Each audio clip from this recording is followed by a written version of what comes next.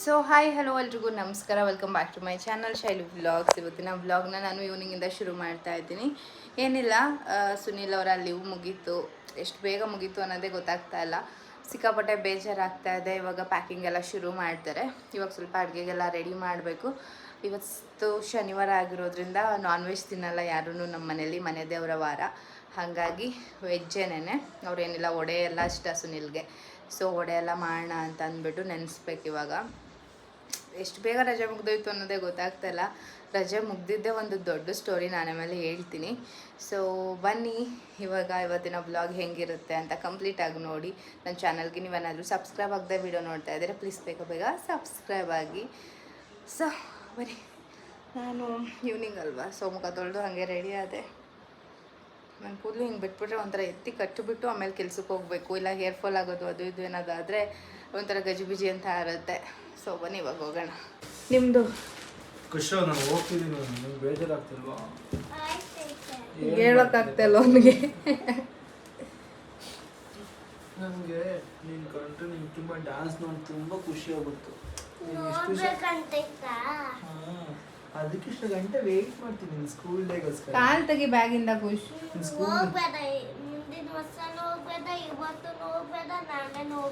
ನೀನು ಮಿಸ್ ಮಾಡ್ಕೋತೀಯಾ? ಖುಷಿ ಪಪ್ಪನ್ miss ಮಾಡ್ಕೋತೀಯಾ? Car ಬೇಕು, ಎಲ್ಲ ಬೇಕು ಅಂತೀಯಲ್ಲ, ಯಾರು ತಗೊಡ್ತಾರೆ? ನಾನು ತಗೊಡ್ಬೇಕು. ದುಡ್ಡಲ್ಲಿ ಏನು ಬರುತ್ತೆ? ತಗೊಡ್ಬೇಕು ಪಪ್ಪನ. ಪಪ್ಪನ ಅದಕ್ಕೆ ಡ್ಯೂಟಿಗೆ ಹೋಗ್ಬೇಕಲ್ವಾ?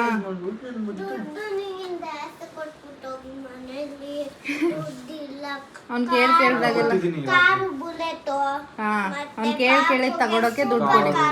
ನನ್ನ ಮುದ್ದುಗೆ ಪಾಪು ಟೆಸ್ಟಲ್ಲಿ ಬರುತ್ತೆ. ಪಾಪು ಟೆಸ್ಟಲ್ಲಿ ಬರುತ್ತಲ್ಲ ಪಪ್ಪ, ಮತ್ತೆ ತಿನ್ನಕ್ಕೆ ಫ್ರೂಟ್ಸ್ ನಿನ್ಗೇನೆ ಅಲ್ಲ, ನೀನು ಪಾಪುನು ತಂಗಿ ಪಾಪು ಇಬ್ರು ಆಟಾಡಿ. ಏನು ಪಾಪು ಬರೋವರೆಗೆ ಪಾಪು ಆಟ ಸಾಮಾನು ಯಾವುದು ಬರಲ್ಲ. ಬಂದ್ಮೇಲೆ ತಗೊಡ್ತೀನಿ. ಓಕೆ, ಪಾಪು ಜೊತೆ ಆಟಾಡಿಸ್ಬೇಕು. ಸರಿ ಬಾಯ್, ಪಪ್ಪಂಗೆ ಹೆಲ್ಪ್ ಮಾಡೋಣ. ಮರ್ತೋಯ್ತಾ? ಇದೆಲ್ಲ ಎರಡು, ಅದು ನಿಮ್ದು ಎತ್ತಿಟ್ಬಿಡಿ. ಅದು ಬ್ಯಾಗು, ಇದು ಪ್ಯಾಕಿಂಗ್. ಸುನಿ ಟವಲ್ ತಗೊಂಡಿದ್ದೀರಾ? ಟವಲ್ ತಗೊಂಡಿದ್ದೀರಾ? ಹಾಂ, ಟವಲು ಮತ್ತು ನಿಮ್ಮದು ಗ್ಲಾಸು, ಪ್ಲೇಟು ಮತ್ತು ಶೇವಿಂಗ್ ಕಿಟ್ಟು. ತರ್ತೀನಲ್ಲ, ಎತ್ತಿಟ್ಟಿದ್ದೀನಿ. ಇನ್ನೇನು ತಗೋಬೇಕು?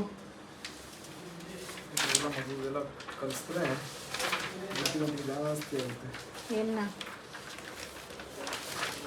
ಬುಜ್ಜಿಗ? ಸರಿ, ಪ್ಯಾಕ್ ಮಾಡ್ತೀರಿ, ನಾನು ಲೋಡೆ ಹಾಕ್ಬಿಟ್ಟು ಬರ್ತೀನಿ.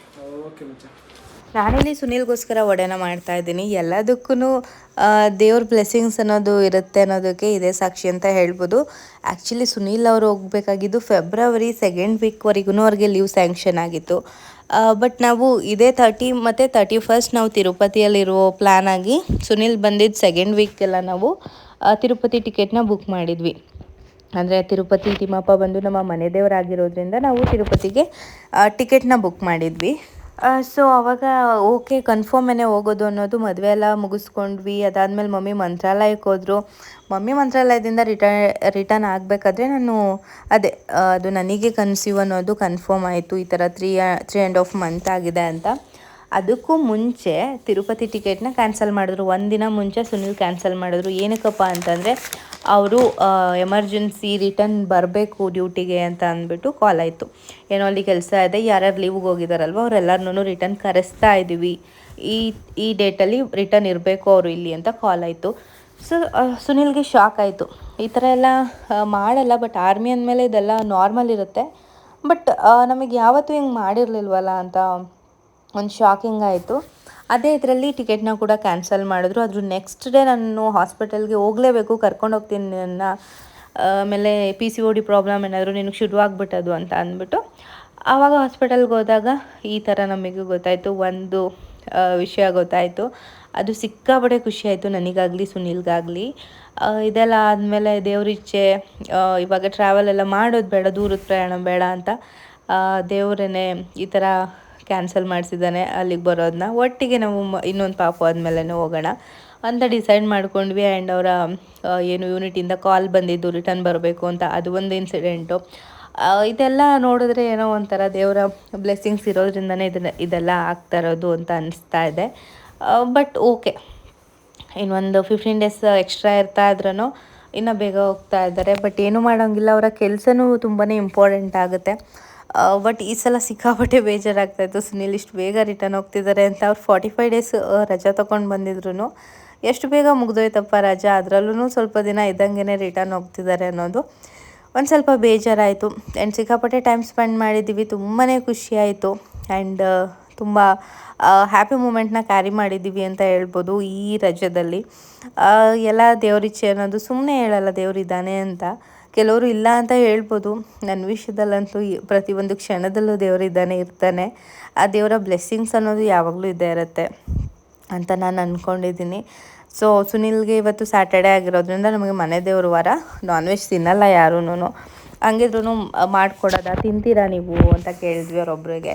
ಇಲ್ಲ ನಾನು ತಿನ್ನಲ್ಲ, ಎಷ್ಟು ದಿನ ತಿಂದಿದ್ದೆ ಸಾಕಾಗಿದೆ ನನಗೆ, ವೆಜ್ಜಲ್ಲೇ ಏನಾದರೂ ಮಾಡಿ ಅಂತ ಹೇಳಿದ್ರು. ಸೊ ಓಕೆ ಅಂತ ಅಂದ್ಬಿಟ್ಟು ಏನಿಲ್ಲ, ಸೊಪ್ಪು ಸಾಂಬಾರು ಮತ್ತು ವಡೆನ ಮಾಡ್ತಾಯಿದ್ವಿ. ಅವ್ರಿಗೆ ವಡೆ, ಈ ಥರ ಬಜ್ಜಿ, ಈ ಥರ ಐಟಮ್ಸ್ ಎಲ್ಲ ಸಿಕ್ಕಾಪಟ್ಟೆ ಇಷ್ಟ ಆಗುತ್ತೆ ಅಂದರೆ ವೆಜ್ಜಲ್ಲಿ. ಸೊ ಅವ್ರಿಗೆ ಏನಿಷ್ಟ ಅದನ್ನೇ ಮಾಡಿಕೊಡೋಣ ಅಂತ ಅಂದ್ಬಿಟ್ಟು ಎಲ್ಲ ಪ್ರಿಪೇರ್ ಮಾಡಿದ್ರು ಮಮ್ಮಿ. ಆದರೆ ಹಾಸ್ಪಿಟ್ಲಲ್ಲಿ ಅಡ್ಮಿಟ್ ಮಾಡಿದ್ದಾರೆ ಅಂತ ಒಂದು ನ್ಯೂಸ್ ಬಂತು, ನಮ್ಮ ಚಿಕ್ಕಮ್ಮ ಅವ್ರ ಅತ್ತೆನ. ಹಾಗಾಗಿ ನಮ್ಮ ಅಪ್ಪ ಮತ್ತು ಮಮ್ಮಿ ಇಬ್ರೂ ಹಾಸ್ಪಿಟಲ್ಗೆ ಹೋದರು. ನಾನೇ ರೆಡಿ ಮಾಡ್ಕೋತೀನಿ ಮಮ್ಮಿ, ನೀನು ಕೆಲಸ ಅಲ್ಲ, ವಡೆ ಒಂದು ಮಾಡಬೇಕು, ರೈಸ್ಗೊಂದು ಇಡಬೇಕು ಅಷ್ಟೇ ಅಲ್ವಾ, ಸೊ ನಾನು ಇಟ್ಕೋತೀನಿ ಅಂತ ಹೇಳ್ಬಿಟ್ಟು ನನ್ನ ಪಾಡಿಗೆ ನಾನು ಕೆಲಸ ಮಾಡ್ಕೋತಾ ಇದ್ದೆ. ಸುನೀಲ್ ಪಾಡಿಗೆ ಸುನೀಲ್ ಅವರು ಪ್ಯಾಕ್ ಮಾಡ್ಕೋತಾ ಇದ್ದಾರೆ. ಅವರು ಒಂದಷ್ಟು ಐಟಮ್ಗಳು ಇಂಪಾರ್ಟೆಂಟ್, ಅದನ್ನು ಮರೆತು ಬಿಡ್ತಾರೆ. ಅದನ್ನು ಒಂದೆರಡು ಸಲ ಹೇಳಿನೇ ನಾನು ನೆನ್ಪು ಮಾಡಿಸ್ತಾ ಇದ್ದೆ, ಮರ್ತ್ಕೋಬೇಡಿ ಅಂತ. ಹಾಗೆ ಅವ್ರು ತಗೋಗೋ ಸ್ಪೂನ್, ಪ್ಲೇಟ್, ಗ್ಲಾಸ್, ಊಟಕ್ಕೆ ಎಲ್ಲನೂ ರೆಡಿ ಮಾಡಿ ಇಟ್ಟಿದ್ದೆ ನಾನು ಆಲ್ರೆಡಿ ಟೇಬಲ್ ಮೇಲೇ. ಯಾಕಂದರೆ ಲಾಸ್ಟ್ ಟೈಮ್ ಇದನ್ನೆಲ್ಲ ಮರ್ತ್ಬಿಟ್ಟು ಹೋಗಿ ಮತ್ತೆ ಹೊಸದು ತೊಗೊಂಡಿದ್ರು, ಹಾಗಾಗಿ ಅವ್ರದ್ದೇ ಇತ್ತಲ್ಲ ಅಂದ್ಬಿಟ್ಟು ಅವ್ರಿಗೆ ರಿಟರ್ನ್ ಕೊಡ್ತಾ ಇದೆ.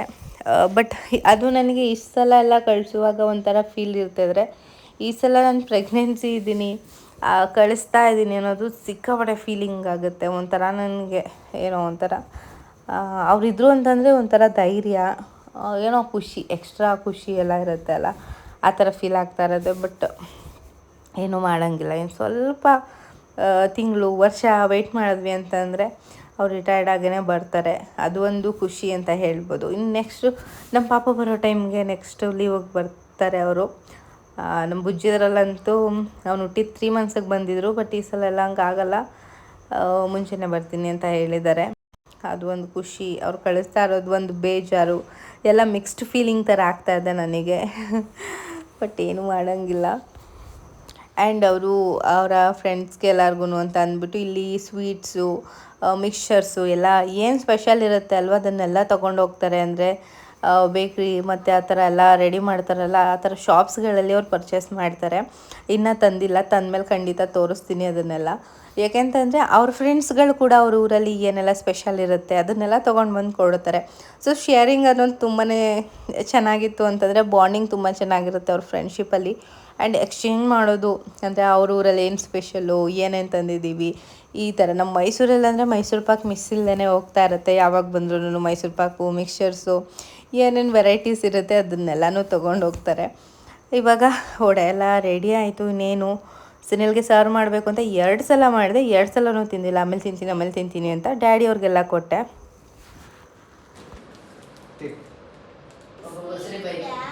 ಬಸ್ರಿ ಬೈಕ್ ನನ್ನ ಗಂಡನಿಗೆ ನೋಡಿ. ನಮ್ಮ ಸುನೀಲ್ ಪ್ಯಾಕಿಂಗ್ ಶುರು ಮಾಡಿ ಎಷ್ಟೆಲ್ಲ ತಗೋಗ್ತಾ ಇದಾರಂತ.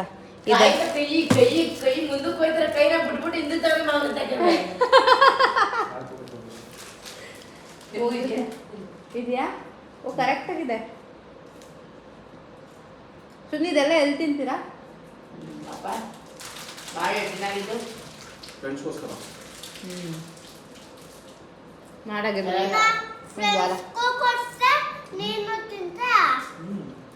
ಫ್ರೆಂಡ್ಸೂ ಕೊಡ್ತಾರಲ್ಲ ಪಪ್ಪಂಗೆ, ಹಂಗೇನೆ